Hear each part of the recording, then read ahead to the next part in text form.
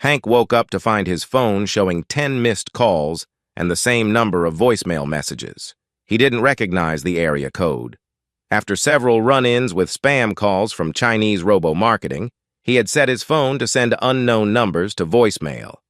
Normally, Beijing Betty didn't leave messages. His daughters weren't up yet, so he started listening to the messages. That's when he learned that his wife Randy wasn't in Jacksonville, Florida, to visit her parents and sister for the weekend as she had told him. Instead, she was in the burn unit of a hospital in Boulder, Colorado. Hank was silent for a moment. His phone was giving him news notifications. Normally that was a nuisance, but wasting time turning off that feature never seemed worth it. Something about fires popped into his head.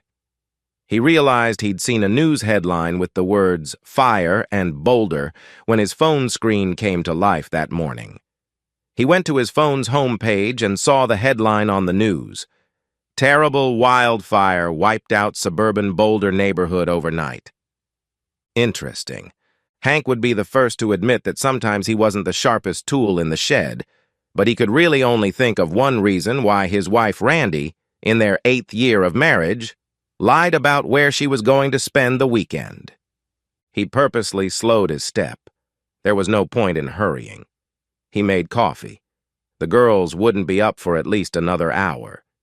He took the coffee to his wife's work corner in the dining room and picked up her laptop. Turns out it was now protected by a password he didn't know. But Randy was absent-minded and lazy, so he looked for the password written on some scrap of paper and found it at the bottom of a small desk drawer. Accessing it, he found that she hadn't even closed her email browsers. She had only shut down her computer, relying on her new password and apparently on her confidence that Hank wouldn't invade her privacy. All the assumptions that existed in this family before this morning no longer apply, Hank thought. They did. Things had changed. She'd met her ex-boyfriend from college, Josh Turner, at his house in Boulder over the weekend when Josh's wife was away. This was the guy who broke Randy's heart by falling in love and marrying another woman. It seems that over the years he developed remorse for the woman he dumped. Or just lust. There weren't many details in the emails, mostly just confirmations of arrival times. Hank assumed they'd poured their hearts out to each other over the phone. One interesting fact popped up. Her parents and sister knew and agreed to cover up her affair. It wasn't in emails, but in Facebook Messenger chats, which were also open. They all thought she should have married Josh, whose family had money. Hank was just numb, like he was watching a car accident in slow motion and couldn't look away. He took a moment to take a deep breath and calm down a bit. He needed it, or he might punch holes in the drywall walls of the house. He dialed the hospital in Boulder. When the switchboard answered, he asked, on a hunch, if Josh Turner was a patient. When they asked Hank to define his relationship to Mr. Turner, he said he was a friend. The operator then said she could not provide any information. This response definitely confirmed that they had a patient named Josh Turner. Hank then called the number left in his voicemail. It was a direct line to the hospital's emergency room. After he identified himself, the clerk there told him that Randy had been brought in with third-degree burns over 80% of her body, including lung damage from smoke inhalation. The fire apparently broke out suddenly in the drought-stricken area, spread quickly in high winds, and cut off the only escape route. More than 100 homes were burned and destroyed. "I'm sorry," Hank said. "That can't be my wife. She's in Jacksonville, Florida. You must have the wrong information." He hung up. Yes, of course she was in Boulder. He could sense that, but he wasn't going to make it easy for anyone. He looked at his wife's computer again and found Josh's Facebook page. Randy had indeed made him one of her friends. There he found Josh's wife. She had posted a public post from her family's home in San Diego, asking for prayer because she had just learned that her husband had been hospitalized with severe burns in Boulder. It's about time those prayers from the God of vengeance were answered, Hank thought, contacting Josh's wife on Facebook Messenger to introduce himself and share what he'd found out. He left his phone number. A while later, finishing his coffee, he saw another missed call. He didn't recognize the number, but there was a voicemail from Josh's wife, Tina. Hank called her back. "Ms. Turner? Is your name really Tina?" he had to ask. "Yes," she said with a sigh. "When I got married, one might have feared it would be to the woman Josh had rejected. I married for love. Now it's just a complete rift. You must be Randy's husband." "I am." I certainly knew about her when Josh and I met. He'd been acting weird lately, but I didn't understand why. It all makes sense now. "Is it the same for you?" "Kind of. I knew about Josh, but Randy wasn't acting all fussy, so I didn't notice." "You're taking it easy, Hank? How do you do it?" "You talk calm, too." "I'm on the pill," Tina said. "Josh is badly burned. They've already put him in a medically induced coma. I lost my temper when I heard that. Now I'm just in shock, especially knowing the truth of what really happened." "What's your wife's story?" "Badly burned. I don't know much more than that. I told them it couldn't be her because my wife is in Florida." Tina giggled. "Oh, the hospital's calling again. Let me answer it and let's keep in touch." She hung up, and Hank saved her number in his contacts so the spam blocker wouldn't send the call to voicemail. A new call came in from Randy's father, Bob. Bob must have seen the news and gotten worried. Cell phone rings. "Yeah? Hank? Hank? Yeah?" There was a pause. Bob had never liked Hank, and Hank disliked Bob in return. But they'd always maintained a semblance of polite conversation. Now Bob noticed it didn't seem polite at all. "Hank, have you heard from Randy?" Hank paused. That question must have cost Bob blood, morally speaking. "Why would I hear from her? She's upstairs in her old room, isn't she? Spending time with you, your stroppy wife, and your other asshole daughter." Bob realized that Hank knew. He sighed. "Hank, she really loves you. I know we never got along." "Bob?" Hank intervened, his voice getting louder. "This is bullshit. And before you go on talking and annoying me even more, I realize you've always disliked me. You were convinced I wasn't worthy of your daughter, but Josh was. Your wife and your other daughter acted like ingratiating bitches to me too. I put up with it to keep the peace, but now it's over. And I want to be clear. If you were standing in front of me right now, I would punch you in the mouth until you spit out your blood-soaked teeth, and then I'd piss down your throat. After that, I'd beat both women with a tire iron, just for fun. So fuck you to death, you and your lying fucking family, you miserable fucking bastards." Hank hung up the phone. There was really nothing more to say. However, to save time, he blocked Bob's phone numbers as well as his mother-in-law's and sister-in-law's. "Daddy, why are you yelling?" his daughter Nicole asked, entering the kitchen. Her younger sister Rebecca followed her. "Daddy said a bad word," Rebecca announced. "Did he?" Nicole asked. "Say it again, Daddy. I didn't hear it." Hank had to smile. "What was that bad word, Becky?" She frowned. "I can't remember. You must have heard it wrong.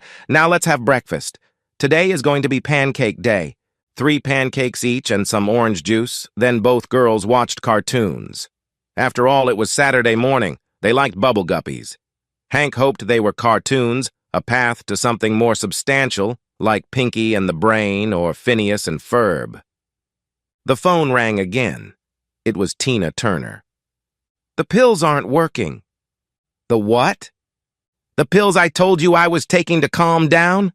Well, they're not working." "Why do you say that, Miss Tina Turner?" "At the hospital, I was connected to where Josh is in the ICU. The nurse put me on speakerphone. She thought it might help Josh to hear my voice, even though he's in a coma." "So?" "I lost my temper. I yelled that his girlfriend was badly burned too and would probably die, and that it was his fault. And that after you and I both got our life insurance payouts, we'd go on a world cruise and spend the whole time entertaining each other to the point of stupor to pay it off." His heart nearly stopped when he heard me. "Even though he's in a coma?" "Yes. It's hard to tell if my screaming caused it or if it was just a coincidence." He pulled through, though. I'm sorry. She paused. Sorry. Why are you sorry? Are you sorry that his heart almost stopped, or are you sorry he's still alive? All of Hank's instincts leaned toward cruelty, but he controlled himself. I'm just sorry it happened like that. I am too. After a pause, he asked, Tell me about this cruise we're going on. I'm sorry, I don't know where it came from. Still, I'm curious about it. I'll bet you are, she paused. Are you really curious, Hank? I've seen on Facebook that you have a pretty face, but I haven't particularly followed you online. If I had to spend my revenge time sleeping with someone, you'd be a pretty good choice. Why do you ask? Do I have a chance? I don't know, she answered slowly. It's just that I've spent time since I realized he was cheating, wondering what's wrong with me. Seeing that you're interested makes me feel a little better. You don't look so bad yourself, for what it's worth. Hank snorted. Thank you. That's good to hear, even if my wife clearly preferred your husband. Maybe we're not the problem. Somehow I think it is too. Tina Turner paused again. Did you ever wonder why they did that? I suppose it's because they thought they could have sex on the side and get away with it. It sounds so simple. Well, what else is there to it? Tina said decisively. Listen, we both have a lot to digest, but let's keep in touch. We're the only two people who understand how the other is feeling right now. Okay. I need to get some Amazon shorts, Bermudas for the cruise, and swim trunks. She giggled. At least you're making me feel better. Maybe the pills worked. Get a cabin with a balcony. She giggled again. Bye! They hung up the phone. Hank saw that he had another voice message. It was the hospital again. He called back and connected to the nurse in Randy's room. She, too, was on speakerphone. It must be a different nurse than the one caring for Josh, but they all seemed to be operating under the same set of industry medical guidelines. Mr. Henry Becker? Yes. I'm Nurse Yang. We're on speakerphone now. I'm in the burn unit of the hospital's ICU. Your wife is here. She's badly burned and in a medically induced coma. She's right next to me. We're hoping the sound of your voice might help, even though she's unconscious. Hank thought about the fact that after today, the hospital would have to update its standard procedures for dealing with a patient's family. But he had to ask, What makes you think that? I wasn't there when she was brought in. One of my girlfriends was there. She said your wife had a dead grip on her hand and wouldn't let go until they realized she was demanding, Call your husband. So sorry. Your wife fought the team with all the strength she had and wouldn't let them do anything until they assured her they would deliver the message. Okay. Too little and too late, Hank thought. What am I supposed to say? Tell her whatever is in your heart, the nurse said naively. Okay, thought Hank. Game on. Listen, you pathetic, cheating, dirty-ass whore, he yelled at his wife on the phone. I hope you die in agony and spend eternity in hell with Josh, who will also die. Just so you know, I'm going to spend all the life insurance money I get to seduce Josh's wife, and I will never forgive you. The line cut off. The nurse must not have listened when he started, but she seemed to come to her senses. Hank realized that he wasn't going to reach his mental balance goals at this rate. Someday he would probably feel some guilt for saying all that, but today was not that day. Daddy, what do you mean, seduce? Becky asked, holding her teddy bear. My little ones. Oh, it means to mislead someone. She pondered this with a serious face. When was Mommy coming home? That's what really pissed him off. The need to tell his daughters what was going on. He should have thought hard about it, but he wasn't in the mood. As soon as she could, Becky. Becky walked back into the living room. Hank watched her plop down in front of the TV. No way in hell was he going to take the girls to Colorado to the hospital to see their mother wrapped in bandages like a mummy, lest they have memories like that. 30 minutes later, he had tickets for a week at Disneyland, a reservation at one of Mickey's hotels, and plane tickets. They were leaving the next morning. Nicole would have to miss kindergarten for a bit, but so be it. As soon as he got the tickets, the hospital called back. It turned out that Randy had had a heart attack and died. All efforts to save her were futile. Hank asked when. It was right around the time he'd yelled at her. Maybe he would suggest to Tina that she try yelling at Josh again. No, let her figure it out for herself. In the end, Hank had to send Randy's health insurance information to the hospital to get them to give him the death papers.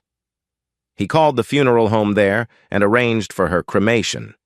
With her burns, Hank thought he could get a discount, but they told him they were still going to charge him full price. He asked them to mail him the ashes after they got back from Disney. Once there, the girls were sad that their mom wasn't with them, but they were fortified with ample amounts of candy at Bibbidi Bobbidi Bobbidi Boutique. Josh held out until Thursday. Tina didn't yell at him anymore, so maybe that helped him hang on. After he died, Tina moved back to Colorado, living with friends because her house burned down. She acted like an honorable widow for the sake of her children, she told Hank. She didn't tell them about Randy.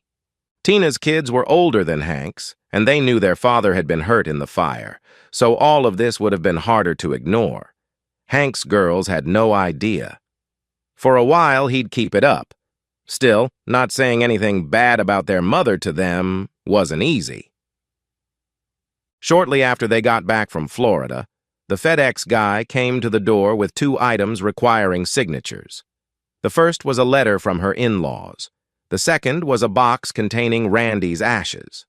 The letter requested that Randy's remains be made available so they could arrange a memorial service and funeral in Randy's hometown in Florida, unless Hank wanted to organize something where he lived. They must have called someone, he realized. The letter lacked any apology for covering for Randy. That fact made the next decision easier. He hired one teenage girl in the neighborhood to babysit and left the girls telling the babysitter about the Disney trip, complete with a display of all their possessions and pictures on the iPad. Hank then drove to a nearby national park. With a box of Randy's ashes packed in a bag slung over his shoulder, Hank went to one of the farther areas of the park. It had deep cinder-block toilets instead of bathrooms. He took a picture of himself dumping ashes into the restroom. Walking back to the car, he pondered whether maybe he should have done some therapy, but the thing was, he wasn't angry anymore. Well, not angry enough to hit someone. Ruining a reputation was another matter entirely. He posted a video on Facebook of him dumping ashes in the restroom along with an explanation. He then wondered if the National Park Service was going to issue him some sort of fine for polluting the sinkhole. If so, he would gladly pay it. He'd never contacted her relatives, but he'd seen in the paper that they'd had some kind of memorial service in Jacksonville without him or his daughters. He told the girls that Mom had an accident while she was away and she wasn't coming back. They took it as he expected them to. Fortunately, they had wonderful daycare providers who helped and supported them. The life insurance payout was nice. Randy had more insurance than Hank thought. The insurance payout made it easier to rebuild his work life. He decided his daughters needed more fresh air, especially on the playgrounds where there were lots of kids, and pretty young mothers, many of whom were very sympathetic to his tragic story. He left out the part about Randy cheating. He wanted to be sympathized with, not pitied.